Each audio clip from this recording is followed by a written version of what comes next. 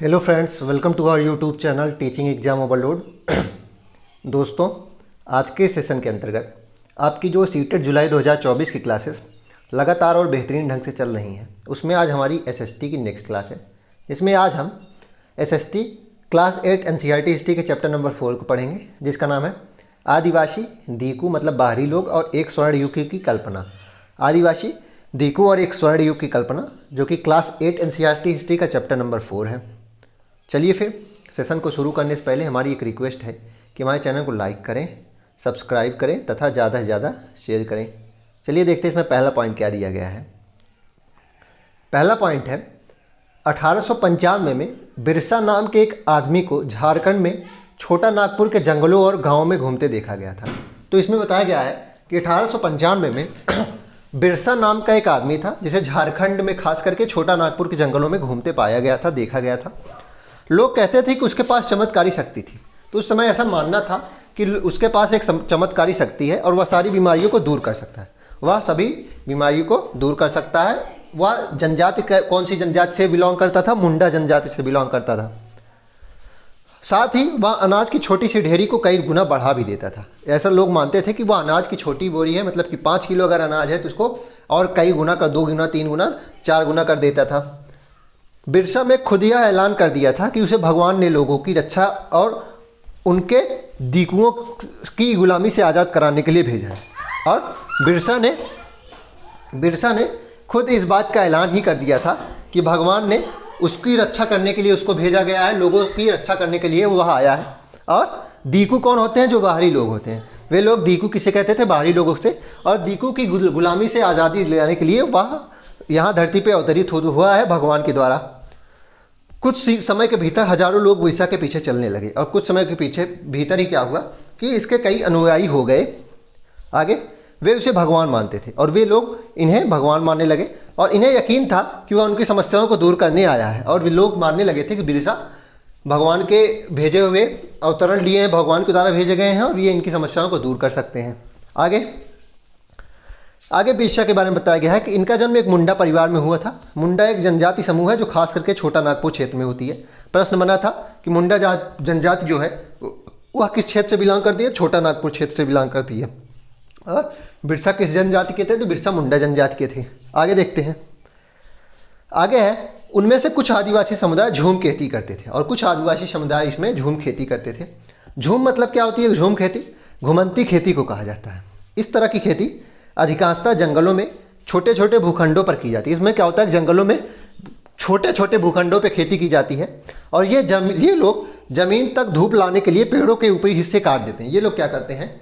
ज़मीन तक धूप लाने के लिए जंगलों में पेड़ों को काट देते हैं। उसके बाद पेड़ों के ऊपरी हिस्सों को ही काटते हैं और ज़मीन पर उगी घास को जला देते हैं। ज़मीन पर उगी घास को जला देते हैं। इसके बाद वे घास फूस के जलने पर पैदा हुई राख को खाली ज़मीन पर छिड़क देते हैं। और क्या करते हैं? घास फूस के जलने से राख जो पैदा हुई है उसको खाली ज़मीन पर छिड़क देते हैं। और इस राख में पोटास होती है जो मिट्टी को उपजाऊ बना देती है। और इस राख में क्या होता है? पोटास होती है जो मिट्टी को उपजाऊ बना देती है। आगे देखते हैं। आगे है, कुल्हाड़ी से पेड़ों को काटते हैं और कुदालों से ज़मीन की ऊपरी सतह को खुरच देते हैं। क्या करते हैं? कुल्हाड़ी से पेड़ों को काट देते हैं और बोने के लिए क्या करते हैं? कुदालों से ज़मीन को खुरच देते हैं और खेतों को जोतने और बीज रोपने की बजाय उन्हें बस खेतों में बिखा देते हैं। तो बीजों को रोपते नहीं हैं और खेतों को जोतते नहीं हैं। क्या करते हैं? बस कुदाल से खुरच देते हैं और बीजों को वैसे ही छिड़क देते हैं। और जब एक बार फसल तैयार हो जाती है फिर वे काट लेते हैं और फिर दूसरी जगह यही प्रोसेस करते हैं। दूसरी जगह पेड़ों को काटते हैं, जलाते हैं, उस राख से पोटास जो मिट्टी मिलती है उससे उपजाऊपन लाते हैं। यही प्रोसेस दूसरी जगह भी करते हैं ये। अगला पॉइंट है, कई आदिवासी खेत मजदूर थे। कई आदिवासी जो थे खेतीहर मजदूर थे। कई आदिवासी खेतीहर मजदूर थे। जब वन उत्पाद कम पड़ जाते थे तो आदिवासियों को मजदूरी के लिए ज़्यादा भटकना पड़ता था। और जब वन उत्पाद कम पड़ जाते, मतलब वन से मिलने वाले उत्पाद, लकड़ी और जो सब्जियां और फल मिलते हैं, ये सब कम हो जाते थे, तो आदिवासियों को क्या करना पड़ता था कि नौकरी के लिए भटकना पड़ता था, मजदूरी करने के लिए। लेकिन उनमें से बहुत सारे समुदाय, जैसे मध्य भारत की बैगा, औरों के लिए काम करने से कतराते थे। लेकिन कुछ समुदाय ऐसे भी थे जो औरों के लिए काम नहीं करते थे। जैसे कि भारत में मध्य भारत हमारा है, मध्य प्रदेश का इलाका जो है, उसमें बैगा जनजाति थी। ये दूसरों के लिए काम कभी नहीं करती थी। ये खुद को जंगल की संतान मानते थे और जो केवल जंगल की ही उपज पर ही आश्रित रहते थे। ये खुद को जंगल की संतान मानते थे और केवल जंगल की उपज पर ही आश्रित रहते थे और मजदूरी करना इनके लिए क्या था, अपमान की बात होती थी। बैगा जो मानते थे क्या मानते थे कि अगर हम मजदूरी करेंगे तो ये हमारे लिए अपमान की बात है, क्योंकि हम जंगल की संतान हैं और हमें जंगल पर ही निर्भर रहना चाहिए। अगला पॉइंट इसमें बताया गया है, बहुत सारे आदिवासी समूह जानवर पालकर अपनी ज़िंदगी चलाते थे। बहुत सारे जो आदिवासी समूह थे वे जानवर पाल के अपनी ज़िंदगी चलाते थे। पंजाब के पहाड़ों में रहने वाले वन गुज्जर और आंध्र प्रदेश के लबाड़िया आदि समुदाय गाय भैंस के झुंड पालते थे। तो इसमें पूछा जाता है वन गुज्जर कहाँ के क्षेत्र में थे, पंजाब हरियाणा वाले क्षेत्र में क्या थी, वन गुज्जर ये होते थे, ये क्या करते थे, जानवरों को पालते थे, गाय भैंस बकरी को। आंध्र प्रदेश में कौन सी जनजाति थी, लबाड़िया समुदाय था, आंध्र प्रदेश में लबाड़िया समुदाय था। आगे है कुल्लू के गद्दी समुदाय। तो हिमाचल प्रदेश में कौन सा समुदाय था, गद्दी समुदाय जो गडरिये का समुदाय था। कुल्लू में गद्दी समुदाय था जो गडरिये का समुदाय था, और कश्मीर में बकरवाल बकरियां पालते थे। तो इसमें 4 जनजातियाँ दी है ना। वन गुज्जर कहाँ है, पंजाब में, ये गाय भैंस पालते थे। आंध्र प्रदेश में लबाड़िया समुदाय है जो पशुपालन करता था। कुल्लू हिमाचल प्रदेश में क्या थे, गद्दी समुदाय था जो गडरिये का समुदाय था। और कश्मीर के बकरवाल में बकरियां पाली। कश्मीर के जो बकरवाल होते थे, कश्मीर में कौन सी जनजाति है, बकरवाल जनजाति, ये क्या करते थे, ये बकरियां पालते थे। आगे देखते हैं इसमें, आगे बेवड़ दिया गया है, मोस्ट इंपॉर्टेंट है। मध्य प्रदेश में घुमंतू खेती के लिए इस्तेमाल होने वाला शब्द बेवड़ है। मध्य प्रदेश में घुमंतू खेती के लिए कौन सा शब्द इस्तेमाल होता है, बेवड़ शब्द इस्तेमाल होता है। तो प्रश्न बनता है कि बेवड़ क्या है, तो घुमंतू खेती का एक ही नाम है जिसको मध्य प्रदेश में यूज किया जाता है। आगे देख लेते हैं, जैसे कि झूम खेती कहाँ यूज होती है, नॉर्थ ईस्ट में उसको झूम कहा जाता है ना, नॉर्थ ईस्ट में क्या कहा जाता है, झूम कहा जाता है। वैसे ही बेवड़ मध्य प्रदेश में घुमंतू खेती कहा जाता है।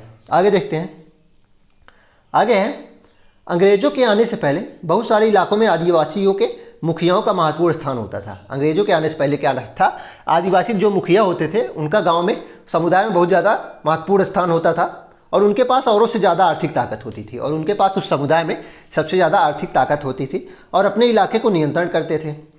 ब्रिटिश शासन के तहत लेकिन क्या हुआ कि आदिवासी मुखियाओं के कामकाज और अधिकार काफ़ी बदल गए। ब्रिटिश शासन के तहत क्या हुआ कि आदिवासी मुखियाओं के कामकाज और अधिकार बदल गए। उन्हें कई कई गाँवों पर ज़मीन का मालिकाना हक तो मिलता रहा, लेकिन उनकी शासकीय शक्तियाँ छीन ली गई। उन्हें कई कई गाँव के मालिकाना हक मिले थे, लेकिन वो बस नाम मात्र थे, क्योंकि उनकी शक्तिशाली जो शक्तियाँ थी, शासकीय शक्तियाँ थी, उन्हें छीन लिया गया। और उन्हें ब्रिटिश अधिकारियों द्वारा जो बनाए गए कड़े नियम थे उनका पालन करना पड़ता था। बहुत ही बाध्य तरीके से उन्हें पालन उसका करना पड़ता था, और वे इसे मानने के लिए बाध्य हो जाते थे। इन्हें अंग्रेज़ों को नजराना भी देना पड़ता था, और ये जो कर वसूलते थे उसमें से क्या करते थे, अंग्रेज़ों को ये नजराना भी देते थे, और अंग्रेज़ों के प्रतिनिधि की हैसियत से अपने समूहों के अनुशासन में भी रखना होता था। और ये अंग्रेज़ों के प्रतिनिधि के रूप में काम करते थे, और अपने समुदाय को क्या करते थे, ये दबा के भी रखना पड़ता था इनको कि कहीं कुछ गलत ना कर दें। आगे क्या दिया गया है इसमें, पहले उनके पास जो ताकत थी वह अब नहीं रही, और जो पहले इनके पास ताकत थी वह अब नहीं रही है। ये परंपरागत कामों को करने से लाचार हो गए थे, और जो इनके परंपरागत काम थे, वे जो पहले ये काम करते थे अब वे वैसे काम नहीं कर पाते थे। ये अंग्रेज़ों के एक प्रतिनिधि के रूप में हो गए थे बस, और अंग्रेज जिनने जो नियम बनाया है वही नियम इनको पालन करना होता था। इनका मालिकाना हक तो होता था गाँव पे, गाँव के मालिक कहे जाते थे, लेकिन उसका कोई अर्थ नहीं होता था, क्योंकि नियम किसके माने जाते थे, नियम अंग्रेज़ों ने जो बनाए वही माने जाते थे, और इनको नजराना भी देना पड़ता था। यही इसकी समरी थी इस पैराग्राफ की। आगे देखते हैं, आगे है पूर्वोत्तर राज्यों के झूम काश्तकार इस बात पर अड़े रहे कि उन्हें परंपरागत ढंग से ही जीने दिया जाए। तो जो पूर्वोत्तर राज्य थे उसके जो झूम क्या है, घुमंतू कृषि, मैंने बताया ना, नॉर्थ ईस्ट में घुमंतू कृषि को क्या कहा जाता है, झूम कहा जाता है। और वहाँ के जो झूम खेतीहर थे उन्होंने वो इस बात पे अड़े ही रहे कि उन्हें परंपरागत ढंग से खेती करने दिया जाए जैसे वो करते हैं, और उन्हें वैसे ही जीने भी दिया जाए। व्यापक विरोध के फलस्वरूप अंग्रेज़ों को आखिरकार उनकी बात माननी ही पड़ी। बहुत ज़्यादा जब विरोध हो गया, बहुत बड़े स्केल पे हो गया, तो अंग्रेज़ों को इनकी बात माननी ही पड़ी, और ऐसे कबीलों को जंगल के कुछ हिस्सों में घुमंतू खेती की छूट दे दी गई। और जो ऐसे कबीले थे जो घुमंतू कृषि, झूम कृषि करते थे, उनको कुछ इलाके जंगल के दे दिए गए, और आपको बोल दिया गया कि आप इसमें झूम कृषि करते रहिए, अपना प्रोसेस दोहराते रहिए। आगे अगला पॉइंट है, अंग्रेज़ों ने सारे जंगलों पर अपना नियंत्रण स्थापित कर लिया था। अंग्रेज़ों ने सारे जंगलों पे अपना नियंत्रण स्थापित कर लिया था, और जंगलों को राज्य की संपत्ति घोषित कर दिया था। और जंगलों को क्या किया था, राज्य की संपत्ति घोषित कर दिया था। कुछ जंगलों को आरक्षित वन घोषित कर दिया गया था, और कुछ जंगलों को क्या किया गया था, रिजर्व वन कहा गया, रिजर्व फॉरेस्ट कहा गया इनको।